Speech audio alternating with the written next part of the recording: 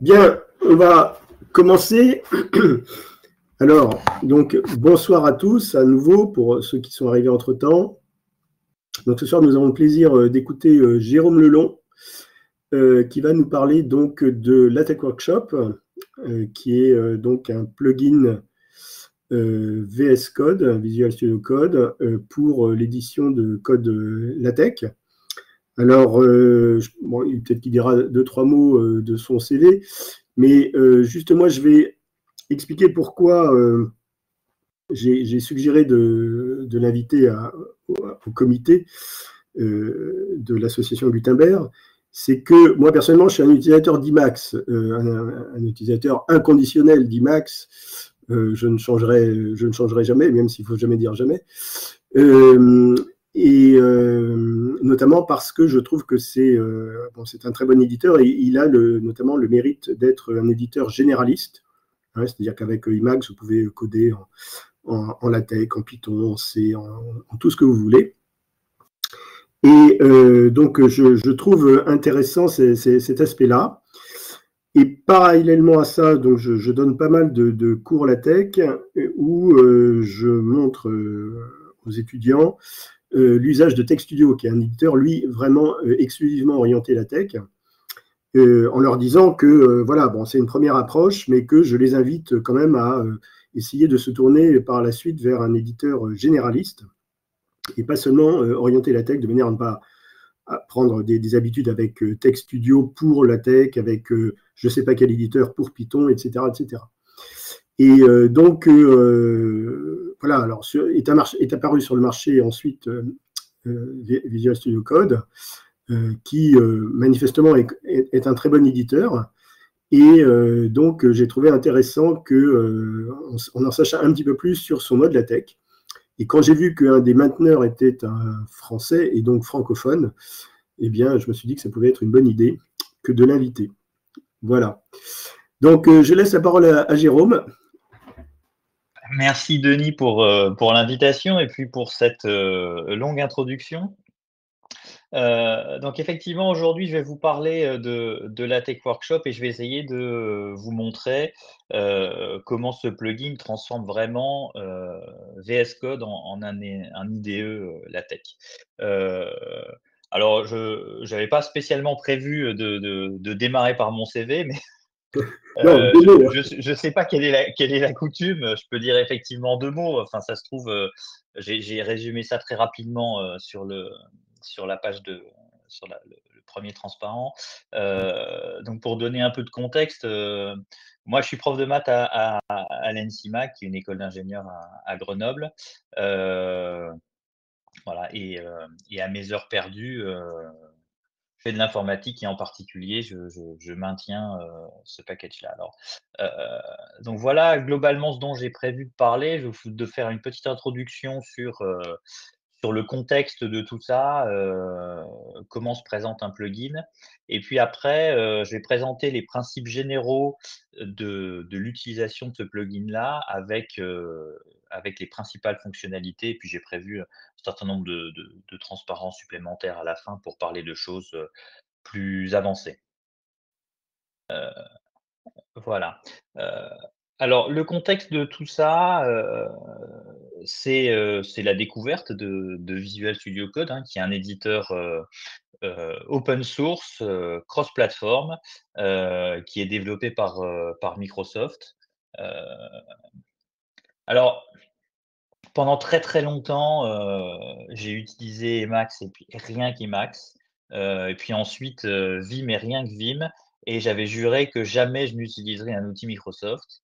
Bon, et puis finalement, j'ai changé d'avis, heu, en découvrant, Visual Studio Code et la puissance, qu'il y a derrière.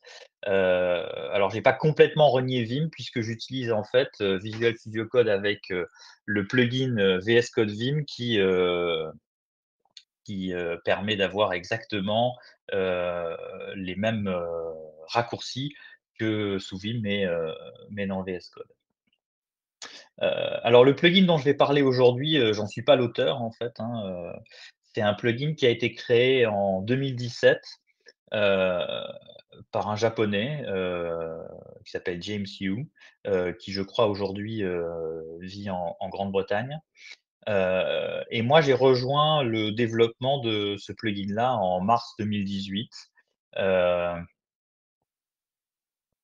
alors à l'époque j'utilisais déjà, LaTeX Workshop.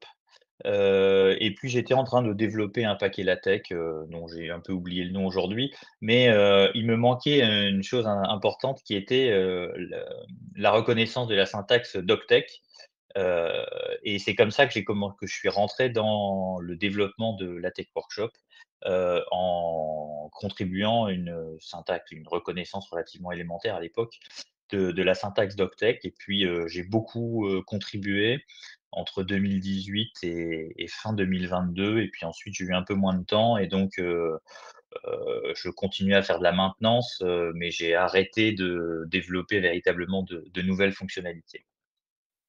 Heu, alors au fur et à mesure du développement des différentes fonctionnalités, on a essayé de documenter tout ça, du mieux qu'on pouvait, hein. C'est un exercice, enfin j'imagine que beaucoup d'entre vous, développent aussi du code. C'est un exercice, difficile, on est toujours beaucoup plus intéressé par, écrire du code qu'en écrire la documentation. Heu et donc le wiki est probablement encore aujourd'hui, incomplet. On a aussi parfois, tendance à oublier de le mettre à jour quand les fonctionnalités évoluent et donc probablement quelques erreurs qui traînent aussi. Heu, Si vous repérez, ce genre de choses et bien, vous pouvez, rapporter tout ça sur le dépôt GitHub, LaTeX Workshop Wiki et puis, on fait en sorte de corriger ça, rapidement.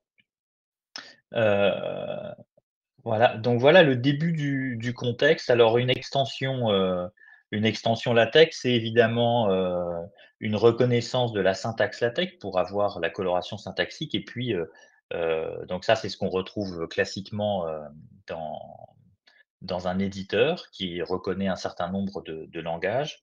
Et puis après, il y a beaucoup d'autres fonctionnalités qui, transforment l'éditeur en un IDE. Alors commençons par la coloration syntaxique. Pendant longtemps, la coloration syntaxique faisait partie de l'extension LaTeX Workshop. On ne pouvait pas avoir l'un sans l'autre. Et puis, est apparue, en 2020 une version, web de Visual Studio Code, donc une version qui tourne, dans un navigateur web, qui évidemment, contraint, beaucoup le fonctionnement des plugins, en particulier parce qu'il y a pas d'accès, au système de fichiers local et donc Microsoft qui voulait intégrer, la reconnaissance de la syntaxe LaTeX, à la version web de VS Code à ce moment-là, nous a sollicité pour, scinder l'extension en 2 et intégrer, la syntaxe LaTeX de manière, native à VS Code. C'est-à-dire que quand vous téléchargez aujourd'hui, VS Code sans rien installer de plus, vous avez déjà la coloration syntaxique pour, le LaTeX et les fichiers BibTeX. Voilà et donc aujourd'hui, la coloration, c'est les grammaires qui sont utilisées pour permettre la coloration syntaxique sont, développées dans un dépôt, à part, qui est, dont je donne l'URL ici et heu et il y a un mécanisme intégré à VS Code qui met à jour la syntaxe embarquée, la grammaire embarquée à chaque fois qu'il y a une, nouvelle version sort. Donc on reconnaît aujourd'hui un certain nombre de variantes de de de, de la tech, donc et on reconnaît évidemment, le la syntaxe tech et la tech. DocTech, j'en parlais tout à l'heure et puis au fil du temps, on a ajouté un certain nombre de choses plus exotiques. On a ajouté en particulier, la reconnaissance des fichiers LaTeX qui embarquent du code, dynamique, du code R dynamique, du code Julia dynamique et puis, récemment, on a ajouté le support de fichiers LaTeX qui intègrent du markdown, heu, via le paquet markdown que vous connaissez, peut-être, qui permet d'écrire certaines parties du document LaTeX, en markdown. Voilà et puis on reconnaît BibTeX. Et en marge de tout ça, on a intégré un certain nombre d'injections d'autres grammaires dans la grammaire LaTeX, de sorte que, quand vous écrivez du code d'un autre langage, j'en ai cité un certain nombre ici à l'intérieur d'environnements, de Minted, de Listings, de Piglist ou de Cachemy très récemment, et bien, le code que vous écrivez est reconnu, par la bonne syntaxe. Et donc, quand vous éditez cette partie-là, vous avez, la coloration syntaxique du langage associé, heu, l'indentation du langage associé, si vous voulez commenter, ça utilise, le les symboles de commentaire du langage associé, voilà. Donc on a vraiment une partie, injection de injection de grammaire. Donc ça, c'est pour la partie, coloration syntaxique qui a été, en quelque sorte exfiltrée de la Tech Workshop et qui vit sa vie, indépendamment. Voilà. Alors venons-en maintenant, à quelques principes, généraux sur le fonctionnement de la Tech Workshop. En très souvent, la première question qui se pose, quand on commence à faire du LaTeX de manière un peu plus évoluée et qu'on n'a pas un unique fichier, tech, mais un certain nombre de fichiers tech, c'est de déterminer le fichier principal.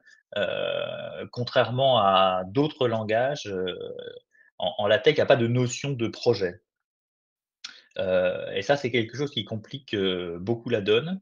Heu, c'est pour pouvoir compiler, c'est important d'être capable de détecter quel est le fichier principal et puis c'est aussi à partir de celui-là qu'on, construit, l'arbre des dépendances, qui est utilisé ensuite pour pouvoir, proposer, de l'autocomplétion. Donc voilà le mécanisme qu'on utilise pour détecter le fichier principal. Heu on peut indiquer le fichier, principal qu'on appelle ici, root, par, des commentaires magiques. Alors ça, c'est des choses qui existent dans un certain nombre d'autres éditeurs. Heu, le donc ça, c'est la 1re étape. Si cette étape-là est pas concluante, on passe au petit 2 où, on cherche si, le code qui est contenu dans l'éditeur actif contient ou bien la commande document class ou la commande, begin document. Alors je renvoie là vers un certain nombre de donc ces choses-là sont des liens en fait, hein, qui renvoient vers le wiki et donc une fois que vous aurez les slides, vous pourrez, aller voir, plus en détail, comment tout ça, fonctionne. Donc vous pouvez choisir là, via cette variable, si vous voulez, détecter le fichier principal à partir de document de classe ou de l'instruction, begin document. Et puis si cette recherche n'est toujours pas concluante, ça veut dire que le fichier que vous éditez n'est pas un fichier principal et donc dans ce cas-là, on cherche après un fichier principal à l'intérieur du répertoire qui a été ouvert. Donc c'est extrêmement important quand vous commencez à éditer un fichier LaTeX de ne pas uniquement ouvrir ce fichier-là, mais d'ouvrir en réalité le répertoire qui le contient. Ça, c'est une différence, probablement une différence de fonctionnement importante entre, VS Code et les autres éditeurs, en particulier, Emacs et Vim que j'utilisais, jusque-là. C'est véritablement recommandé d'ouvrir, le répertoire et pas juste un seul fichier. De telle sorte que la notion d'espace de travail soit, correctement définie et que les recherches comme celles qui sont indiquées là fonctionnent correctement. Heu, voilà. Donc normalement, à l'issue de la phase 3, on a trouvé le fichier principal qui inclut les autres, et qui inclut en particulier, l'éditeur actif, hein.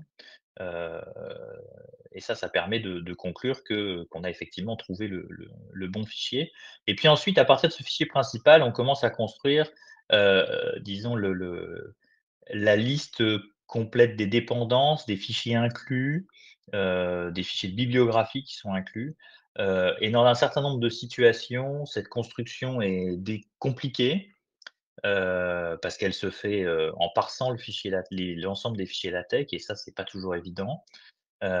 Et donc en dernier recours, on a recours, aux fichiers .fls que vous connaissez probablement, qui sont générés par le compilateur lui-même, compilateur LaTeX, et qui lui contient la liste exhaustive de toutes les dépendances. Donc, tous les packages, tous les fichiers qui sont inclus, heu, tout est résumé là et c'est à partir de ce fichier-là qu'on complète la liste de dépendances.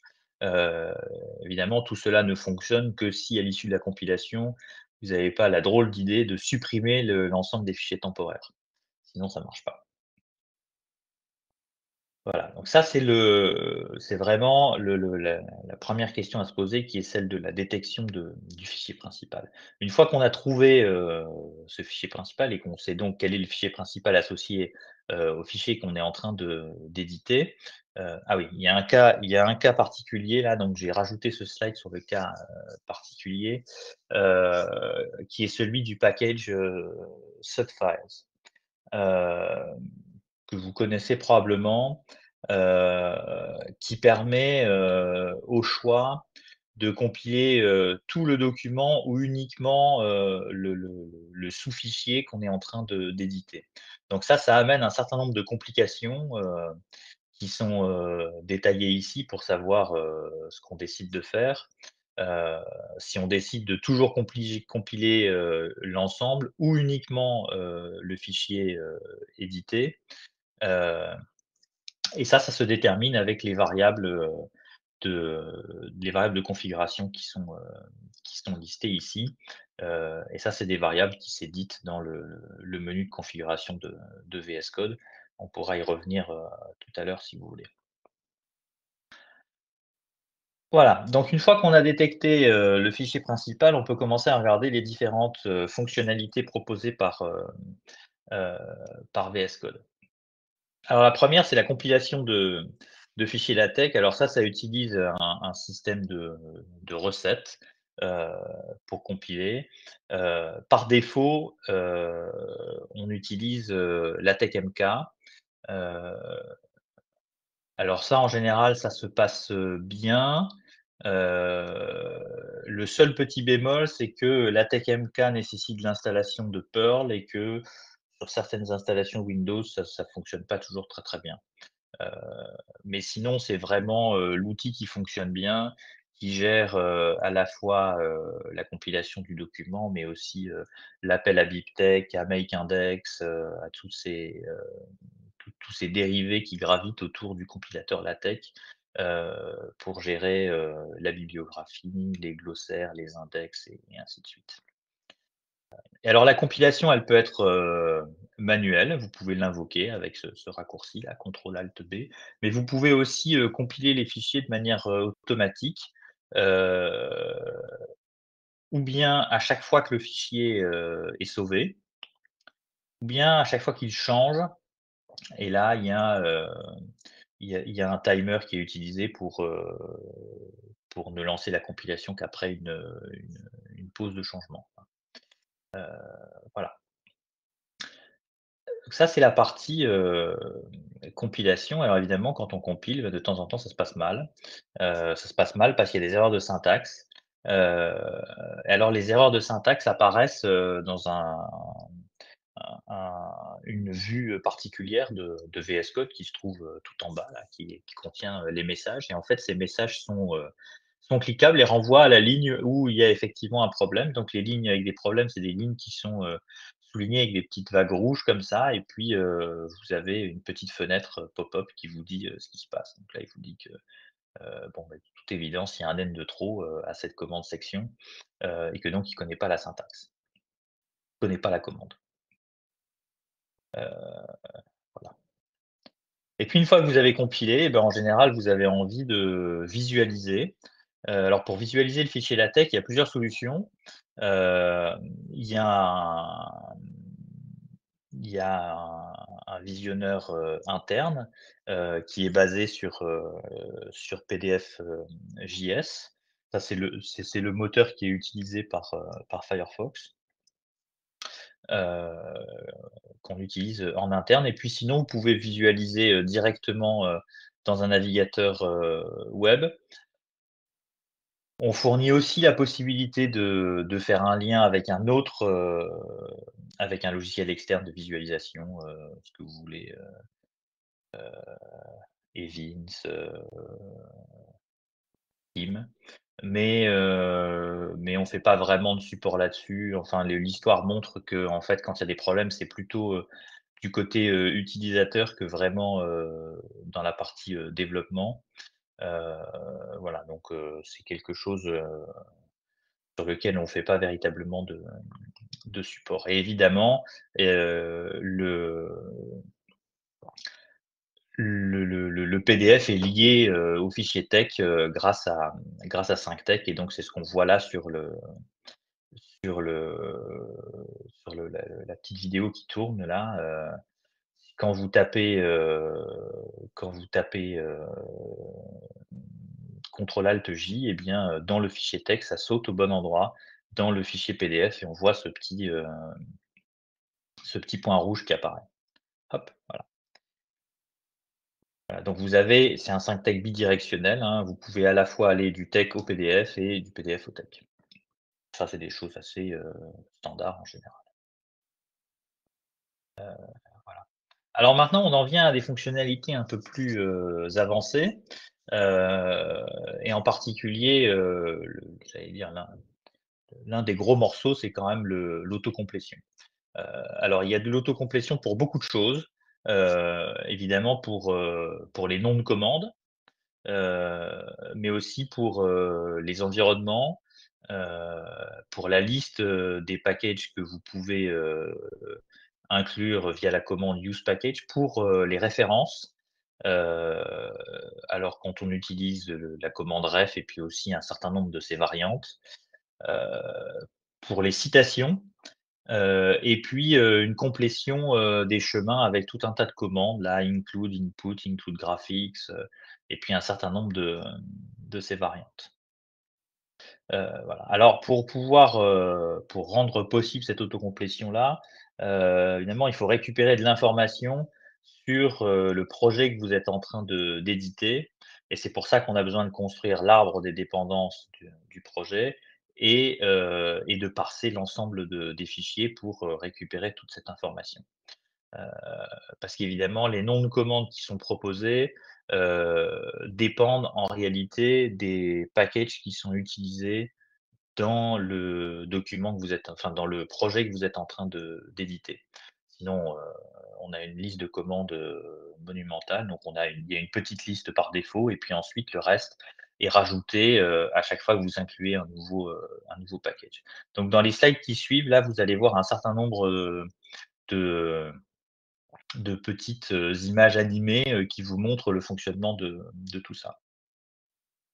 Heu Alors, par exemple, ajouter un nouvel environnement, et bien, vous pouvez juste commencer à taper, begin, vous choisissez le begin end et puis, ensuite, vous avez une autocomplétion à l'intérieur du begin et du end, avec la liste des environnements qui sont, disponibles. Ça, c'est une solution. Heu et vous voyez ça cette autocomplétion-là, heu, vous écrit en même temps le begin et le end et ensuite vous complétez.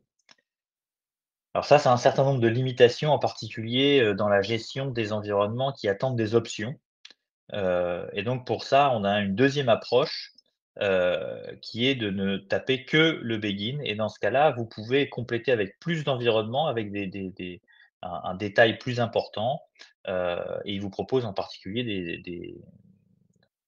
des versions d'environnement avec des options. Donc c'est par exemple ce qu'on voit là avec, l'environnement, Align App.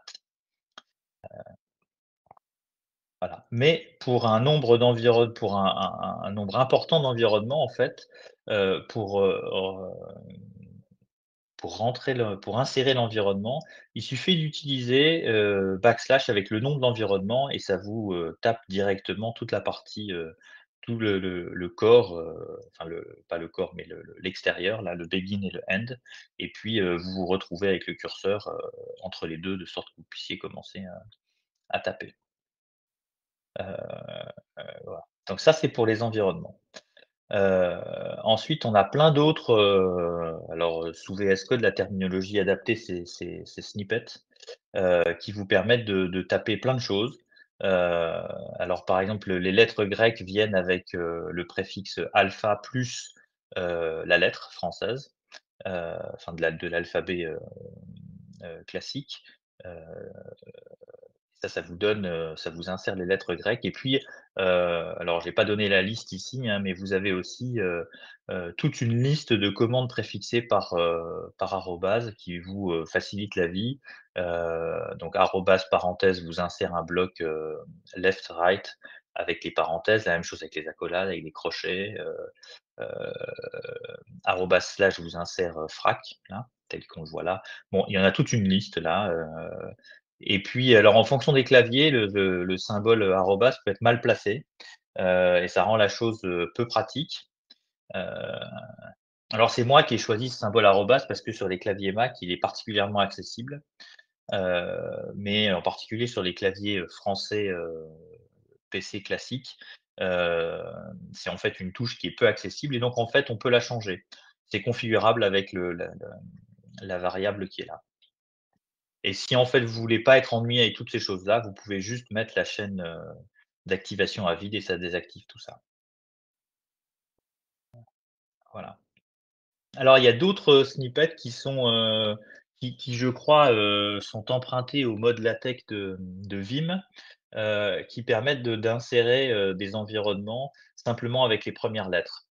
Le B de begin plus les 2 premières lettres de l'environnement. Vous insérez éventuellement un S si vous voulez la version étoilée de l'environnement. Donc par exemple, pour insérer un environnement, à ligne étoile et bien vous tapez BSAL et ça vous propose, ce que vous voulez. Voilà. Alors ça, c'est vraiment pour ah oui, alors je voulais vous montrer, donc je vais basculer sur sur, un exemple, dynamique là, pour vous montrer, alors ça doit pas être ça doit être ça, voilà. Donc je vais aller donc ça, c'est un vrai document LaTeX là, sur lequel je travaille en ce moment et je voulais vous montrer, pardon, je voulais vous montrer la complétion, heu, des labels. En fait, il y a donc il y a une il y a il y a un il y a une chose qui est très intéressante, je trouve, sous VS Code. Je pense que c'est trop petit, vous voyez rien du tout là.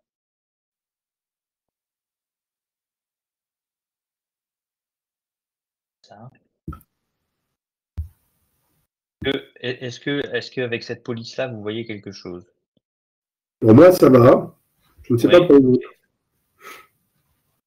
Donc la complétion, je recommence là, hop. En fait, ça vous quand vous tapez ref ou d'autres d'ailleurs, ça vous propose une liste de labels que vous avez déjà définis dans votre, document, et en fait, par défaut, le petit morceau de droite est caché, ça vous propose juste ça. Donc vous pouvez, dérouler, voilà. Mais en fait, au bout de la ligne, là, il y a une petite flèche et une fois que vous avez cliqué dessus une fois, après, elle reste cette deuxième partie de fenêtre reste tout le temps ouverte, et elle vous dit à quoi le label que vous avez, que vous surlignez là fait référence. Donc il vous dit que le premier là, ça fait référence à une annexe, et puis après il y a un certain nombre d'autres, choses où il vous montre une partie de l'équation. Alors on reviendra à cette chose-là après, savoir comment c'est construit ce truc-là. Il vous montre une partie de l'équation à laquelle ça fait référence. Un corollaire, une équation de décomposition, enfin bon voilà, bref. Un certain nombre de choses. Et puis on a un mécanisme un peu, similaire avec, la complétion des références. Hop, alors là, il le met en bas parce que la fenêtre est trop petite. Donc il vous dit que la référence, qui est surlignée ici, beh, vous donne un certain nombre de caractéristiques. Il vous donne l'auteur, le titre, dans quel journal c'est publié, heu, voilà, ainsi de suite. Et puis, vous pouvez réduire la sélection en tapant par exemple, le nom de l'auteur. Je vais masquer ça, on voit rien sinon. Ah, comment du coup? Hop. Voilà, il vous réduit la sélection en ne gardant que les alors, je peux pas vraiment dire que les entrées qui correspondent exactement à ce que vous avez tapé. Parce qu'en fait, les extensions n'ont pas le contrôle sur la manière dont le filtre fonctionne entre ce qui est effectivement tapé là dans le milieu, là, ce que j'ai écrit, Rogers, qui est le nom de l'auteur que je cherche et puis ce qui est proposé ensuite. Donc par exemple, les 2 premières, c'est effectivement ce que je veux et c'est pour ça qu'elles sont classées, en première. Et puis ensuite, il me propose d'autres choses qui correspondent moins bien, mais enfin, il trouve quand même l'occurrence d'un certain nombre de lettres, c'est celles qui sont mises en bleu et ça lui plaît. Et en fait, on n'a pas du tout la main là-dessus. Donc ça, c'est une limitation de VS Code. Quand on développe une extension, il y a toute une partie obscure, sur laquelle on n'a pas vraiment de contrôle. Et ça, c'est ce qui se passe entre, ce que vous voyez à l'écran et l'appel à l'API VS Code que l'on fait nous dans l'extension. Voilà. Heu, voilà. Alors revenons-en donc les snippets j'ai fait, voilà. Donc ça, c'était pour la partie, autocomplétion. Après, un certain nombre de choses, beaucoup plus avancées. Enfin, l'autocomplétion, ça reste, ce qu'on utilise, j'allais dire majoritairement, hein, finalement, quand on écrit du LaTeX. Après, il y a d'autres choses, d'autres fonctionnalités plus avancées qui facilitent la vie, bon. Donc par exemple, la capacité d'encapsuler du texte qui est déjà écrit à l'intérieur d'une commande. Heu, alors, vous pouvez faire ça, par exemple, en sélectionnant le texte et puis, hop, donc je sélectionne la ligne là et puis, j'appelle la commande qui est là depuis la palette tout en haut et je choisis ce que je veux rentrer. Donc ça rajoute, par exemple, section autour du texte qui est écrit là. Heu, Ça, c'est une solution. Il y a une autre solution qui est simplement de sélectionner le texte, d'écrire section et hop, ça réécrit à l'intérieur le texte qui était avant le avant la suppression et quasiment, toutes les fonctions, se comportent de cette manière-là. C'est-à-dire que si vous sélectionnez du texte, que vous réécrivez par au-dessus, ce texte-là est remis dans l'argument de la fonction que vous entrez. Voilà. Heu, alors vous pouvez faire la même chose, hein, en rajoutant un environnement autour d'un texte qui est déjà écrit. Donc par exemple là, c'était une équation que je transforme. Heu et vous avez, une fonction toujours dans la palette là qui vous permet de rajouter une partie, begin end autour du texte que vous avez écrit. Heu, alors ça peut aussi se faire de la même manière, on sélectionne ça, on écrit begin, on complète avec l'environnement qu'on a envie d'utiliser et le code mathématique qui était écrit juste avant est remis à l'intérieur de l'environnement. Ça, c'est vraiment des choses qui sont très pratiques, surtout, quand on décide quand on réorganise un certain nombre de choses, qu'on veut mettre en évidence un certain nombre d'éléments, heu, c'est vraiment très pratique. Heu, alors ce qui se produit aussi souvent, c'est qu'on a envie de naviguer. Alors quand on a plusieurs environnements qui sont encapsulés, c'est un peu pénible de trouver, la commande, de fin qui correspond à celle du début, ou inversement et donc pour ça, il y a une fonction qui existe et qui permet de naviguer, entre les paires, begin et end. Heu et puis sur ces environnements, il y a plein de choses, qu'on a souvent envie de faire, qui sont de sélectionner le contenu d'un environnement ou au contraire de sélectionner l'environnement complet pour le déplacer ailleurs, de sélectionner le nom de l'environnement pour le changer, heu, de fermer l'environnement courant dans lequel on est si, simplement le début a été, introduit. Heu et puis, un point qui est lié à ça et qui finalement apparaît plus souvent qu'on l'imagine au départ, heu, qui est de vouloir convertir, le mode displayMat là, le backslash crochet, en une équation et pour ça, il y a une fonction. Alors je vous montre, comment tout ça fonctionne. Heu, oups, qu'est-ce qui se passe là? Ah, il y avait normalement une vidéo là. Non? Bon, je verrai après. Je pensais que j'avais mis une vidéo derrière, mais visiblement j'ai dû rater un slide, en finalisant tout à l'heure. Voilà, donc ça permet vraiment de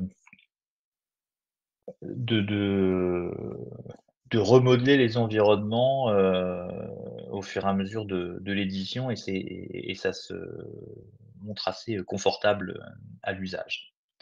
Heu, voilà. Alors ce qui marche avec les environnements marche aussi en fait avec les commandes et en fait, c'est l'exemple qu'on voit là, hein, vous vous rappelez, backslash avec le nom de l'environnement, ça insère un environnement et donc ça permet aussi d'encapsuler du texte dans un environnement. Voilà, donc ça, c'est encore pour de l'insertion. Puis après, il y a une fonctionnalité qui commence à s'approcher à la de la prévisualisation, qui permet de donner un certain nombre d'informations, simplement en faisant mettre la souris au-dessus de l'élément qui vous intéresse. Donc ça marche avec une citation, par exemple, en amenant la souris au-dessus d'un site, ça vous dit à quoi ça fait référence. Heu, En amenant au-dessus d'un package, ça vous permet d'aller chercher la documentation du package en appelant la fonction, techdoc sur le nom du package. Sur une référence, donc là, c'est un peu plus petit, mais donc si vous amenez si vous amenez le curseur sur une référence, c'est ce qu'on voit là, vous avez un petit pop-up qui apparaît là, qui contient, le code de l'équation à laquelle on fait référence et puis, un lien là qui permet de cliquer, et de voir directement cette équation-là dans le PDF. Donc c'est ce qui se passe là, hop, le PDF bouge de place et on arrive, bon ça va trop vite, mais on arrive à l'équation où on voit le point rouge qui vous dit exactement où c'est. Voilà. Ça, c'est ce qui se passe sur les références et puis, on a une prévisualisation des équations. Quand vous avez une équation comme ça là, vous amenez le curseur sur le crochet ouvrant et ça vous ouvre, une petite fenêtre, qui vous, montre ce qui est dans l'équation. Alors ça, c'est donc ça, les équations sont le rendu que vous voyez là, il est obtenu avec Majax. Donc évidemment, Majax ne supporte pas l'intégralité, des commandes LaTeX. Donc il y a un certain nombre de choses qui de temps en temps ne marchent pas, mais c'est quand même assez pratique, pour vérifier en cours de frappe si, ce qu'on écrit est conforme à ce à quoi on pense, sans avoir besoin de compiler. Heu, voilà pour la partie, de survol d'un certain nombre d'éléments, qui permettent d'avoir une idée plus précise de ce qui se cache derrière. Heu Et puis après, on rentre dans des choses un peu plus, sophistiquées. Donc vous avez aussi, ça je peux vous le remontrer, sur le document qu'on voyait, heu, tout à l'heure. Donc ça, c'est un document LaTeX. Et en fait, si on ouvre donc je ferme ça parce que sinon vous allez plus rien y voir. Si on ouvre, ce qui s'appelle l'Explorer là, et que j'ouvre la partie, outline. Donc je vais plier ça parce que sinon on voit rien. Vous voyez en fait vous voyez une représentation arborescente de la structure du document, où vous voyez apparaître ici, les sections, sous-sections et puis un certain nombre d'autres éléments, plus ou moins structurants, donc vous voyez apparaître, les tableaux, les figures et puis les différents labels et évidemment, quand vous cliquez dessus, ça vous amène au bon endroit dans le document. Heu et alors ça marche aussi dans l'autre sens, c'est-à-dire que quand on change d'endroit ici, par exemple, si je change de section, donc je remonte dans une autre section, je clique là, ça m'a déplacé dans l'arborescence de structure, qui est affichée à gauche. Alors il y a en fait 2 arborescences de structure, hein, c'est ce que je dis ici, il y a une arborescence qui est donnée, en bas de la vue Explorer qui s'appelle Outline, c'est celle que je vous ai montrée là. Et puis il y a une deuxième arborescence qu'on donne heu, dans la vue, Tech, qui elle est tout en bas ici, qui s'appelle, Structure à la place d'Outline, qui, rend exactement la même chose quand votre fichier text est d'un seul tenant et qu'il n'inclut aucun autre sous-fichier. Si vous incluez des sous-fichiers, eh bien, la structure que vous voyez ici, là, tient compte des éléments qui se trouvent dans les sous-fichiers. Alors que la structure qui est affichée ici, elle, se contente de récupérer uniquement ce qui est dans le fichier qui est ouvert. Donc vous avez ça vous donne uniquement la structure du fichier que vous regardez et pas la structure complète du projet. Voilà, donc c'est ça la différence principale et donc la structure comprend évidemment les éléments structurants du fichier LaTeX, les parties, les chapitres, les sections et puis, tout ce qui s'ensuit. Heu, c'est configurable ça et puis par défaut, les figures et les tables et un certain nombre de commandes. Heu, donc par défaut, il y a la commande \label, mais vous pouvez en rajouter d'autres. Heu et alors je vois d'ailleurs en revenant là, je me dis qu'il y a une chose que je ne vous ai pas montrée, qui est ça. Heu, quand vous passez la souris au-dessus d'un graphique, eh bien, il vous dit de quel graphique il s'agit. Heu et ça, c'est particulièrement intéressant, parce que ça fonctionne aussi quand on fait de la complétion.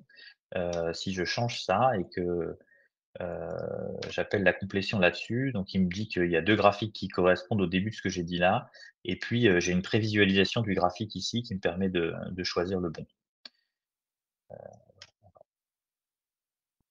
Je reviens à l'envers, voilà. OK.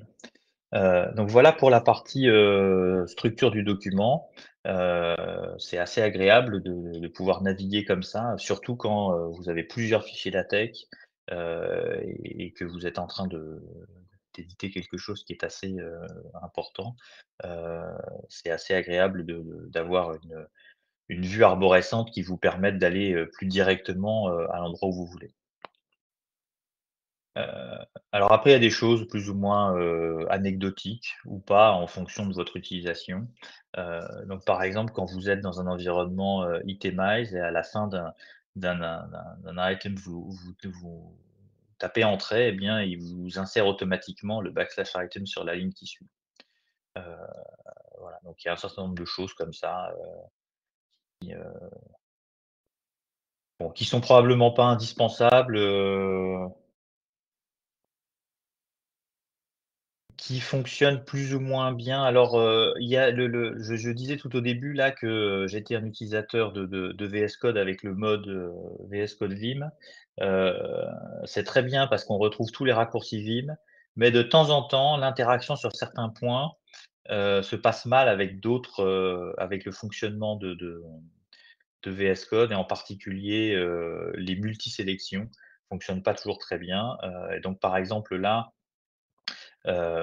si vous mettez, à la fin d'une ligne, qui démarre par backslash item et que vous tapez, O, ce qui dans le mode Vim vous permet de créer une nouvelle ligne en dessous, et bah, ça vous insère rien du tout. Ça ne marche qu'avec la touche entrée. Après, il y a des choses, quand vous en êtes à la restructuration d'un document, alors ça, c'est quelque chose qui peut être un peu compliqué. Vous avez décidé que finalement, il y a toute une section qui va devenir la sous-section d'autre chose et donc ça veut dire qu'il faut, changer tous les niveaux de sectionnement, qui sont inclus. Et donc on propose des fonctionnalités pour faire ça, des fonctionnalités qui permettent de sélectionner, un certain niveau de section. Donc, vous voyez, je vais par exemple, je lance la démo là, je me mets là, j'appelle la fonction, de sélection. Tac. Donc j'étais là sur la ligne 905, là sur un peu de texte, donc dans une sous-section, heu et puis, je pense que je dois pouvoir faire ça. Voilà. J'étais là sur un peu de texte, dans une sous-section et j'ai dit que je voulais sélectionner l'intégralité de la sous-section, donc il m'a sélectionné les 2 sous-sous-sections inclus, jusqu'au démarrage de la prochaine, sous-section et puis, une fois que j'ai fait ça, je peux décider de transformer la sous-section en section, en promouvant le la section sélectionnée. Hop, voilà. Donc là, il m'a transformé, je vais aller un peu loin là. Donc là, il m'a transformé la sous-section en section et puis les sous-sous-sections en sous-sections. Et puis je peux faire le chemin inverse, heu, voilà, en rétrogradant, heu et j'obtiens ça. Je suis revenu du coup, à la situation de départ là, voilà. Donc ça, c'est assez pratique, quand vous voulez déplacer des éléments, quand vous voulez déplacer une section, heu, ou en tout cas une sous-partie d'une section, ailleurs. Heu, Vous pouvez facilement, promouvoir ou dégrader, le le niveau de sectionnement. Heu heu, il y a aussi la notion de pliage de code. Heu,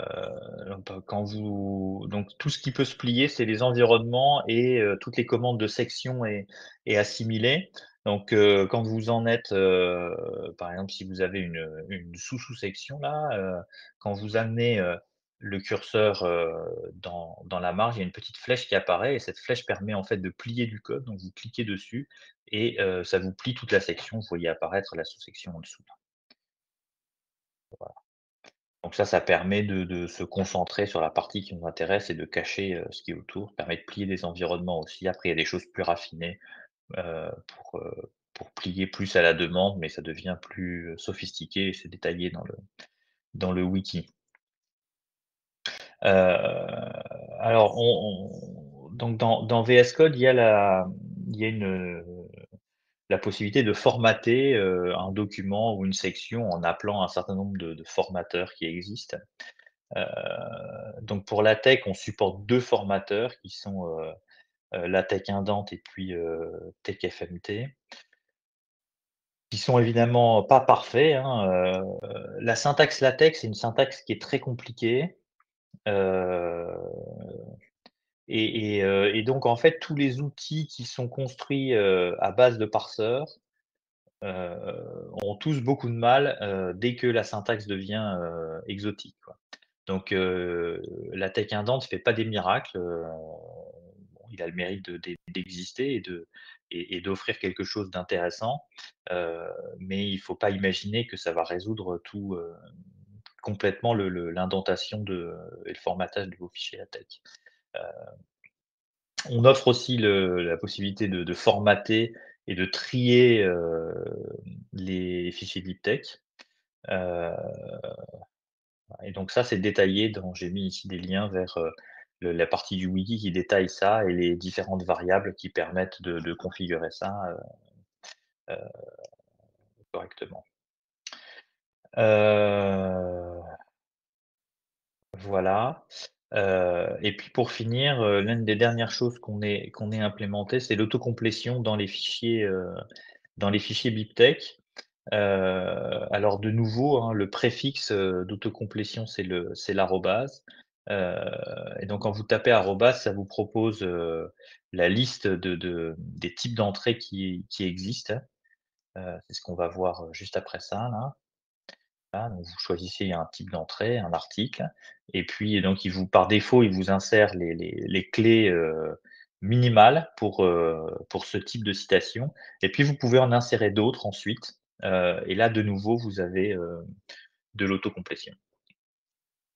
Voilà l'aperçu que je voulais donner là des fonctionnalités de LaTeX Workshop, ça permet probablement de faire d'autres choses, heu que j'ai considéré peut-être comme étant, moins essentiel dans un premier temps, alors si vous avez des questions sur ce que j'ai raconté là, ou d'autres choses que vous voudriez, connaître, heu, bah, n'hésitez pas. J'essaierai d'y répondre du mieux possible.